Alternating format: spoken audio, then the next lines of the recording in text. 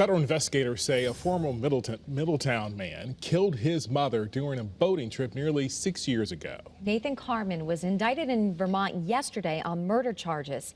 Channel 3 Eyewitness News reporter Roger Susanna now joins us in the studio with the details.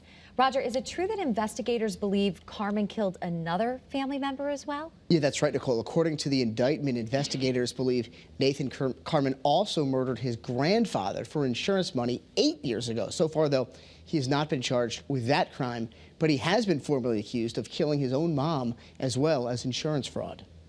I wish desperately that my mom was rescued. I hope that she will be found.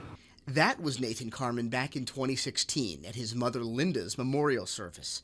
But federal investigators now say he is responsible for her death. According to an indictment, Nathan Carmen intentionally sunk the boat he and his mom had taken on a fishing trip.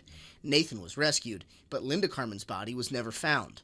Along with the murder of his own mother, the 8-count indictment also accuses Nathan Carmen of killing his grandfather, John Chikalos, shooting him while he slept in his Windsor home back in 2013. So what they're trying to put together is the motivation in the modus operandi was the murder of his mother so that he could be the next in line for that grandfather's inheritance. The indictment says Carmen also got rid of his hard drive and lied to investigators, then collected more than $500,000 after his grandfather's death.